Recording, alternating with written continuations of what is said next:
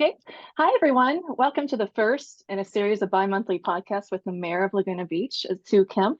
I'm Clara Beard, the managing editor of Laguna Beach Independent, and today we're excited to have the Honorable Mayor with us to discuss key issues facing Laguna Beach. Welcome, Mayor Kempf. Thanks for joining us today. Oh, good to be with you. It's going to be fun. I think so too. So let's talk a little bit about what was going on in the council meeting on Tuesday to start. The big news is that the city voted to prioritize the environment and opt for a drone light show instead of the traditional fireworks. Can you talk a little bit about why the council decided to go this route this year?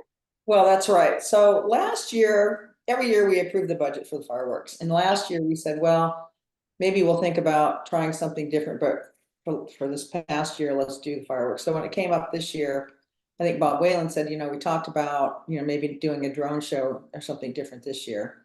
So we talked about it, and it was pretty much unanimous for a drone show. I was a little bit probably the more reluctant one because I was hoping maybe we could just do the fireworks this year and then test the drone like at the end of the summer, have a drone show for residents and kind of see how it looked first. I'm always a little bit more reluctant to do things like that because I'd like to see what it looks like myself. But, in the end, we voted unanimously to have the drone show. It's just better for the environment. People worry about fires. People worry about, disturbing the ocean life and, things going into the ocean that don't need to be there, the noise, the smoke and all that. So we just, we're an environmentally friendly and focused community. So we decided to try it this year. And I think Alex Renagi made the caveat that if it's not successful this year or people don't like it, we're going to go back to the fireworks. Right. Yeah, I'm hearing a lot of good things about the decision come in so far. So that'll be something unique and different this year. Good.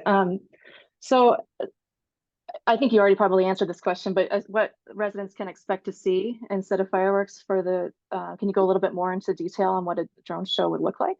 Right. So the drones, so the fireworks show is usually 12 to 15 minutes, and we have about, I think it's 870 fireworks that we shoot off.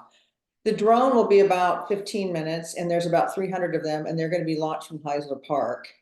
And they'll have some kind of unique display. I haven't seen the photos or anything what it's going to look like.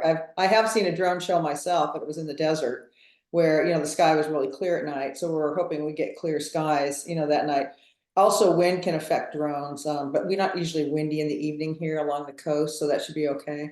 So I think it should be pretty spectacular. These drone shows can be really great, and so we'll just have to see. The drone company itself is a pretty imaginative group, so we'll see what we get. I'm kind of looking forward to it myself. Me too. The only drone shows I've ever seen were at baseball games, so I mean they were impressive. So yeah, looking forward to it.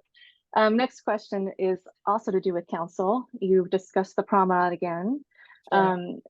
And making, as the project is ongoing, you're discussing making it a permanent pedestrian plaza. What action did you take on Tuesday about the promenade, and what's coming up for the project? So what we mainly talked about was our project plan and timeline. It's fairly high level, but we talked about what we're going to be doing at certain points in the process. The main thing is, though, that the original council determination, which was several months ago, was that we were going to have a bake-off with different design firms and see who came up with the best design. And then when Councilmember Orgel and I formed our ad hoc team, we said, why don't we just use our local talent? And we have SWA, the architecture firm right there in Glenneyre. And why don't we use them? And then we'll just get local architects, landscape architects, business people, people from the arts, and let's just do it ourselves because we have plenty of expertise here. And that would be a better way to go. Plus, SWA is just down the street. So when we want to have like very kind of impromptu or interactive meetings with them, we can just call them over. We can meet down on the promenade. We can meet at their offices or city hall. It just makes it so much easier. And they're very familiar with the promenade, how it functions and how it doesn't function well now. There's a little bit of both.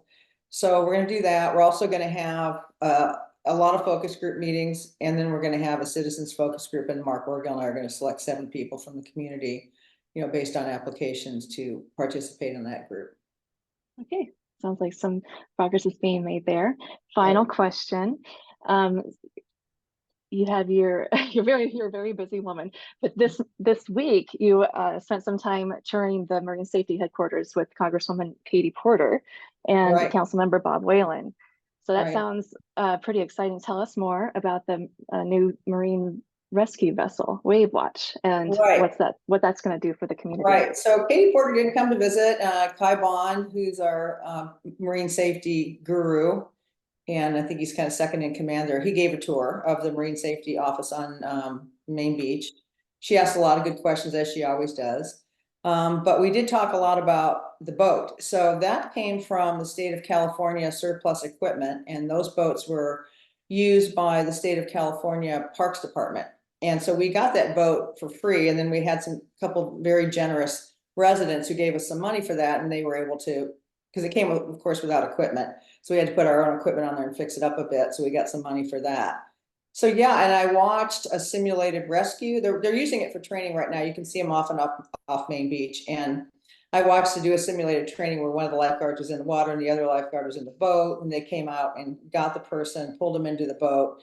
And it's really nice because what Kai was saying is that when you rescue somebody, assuming they're not in, urgent medical need, they're often taxed by panicking and being in the water and working extra hard to stay afloat. They pull them into the boat, give them some time to relax and, get their breath back and, work with them a bit.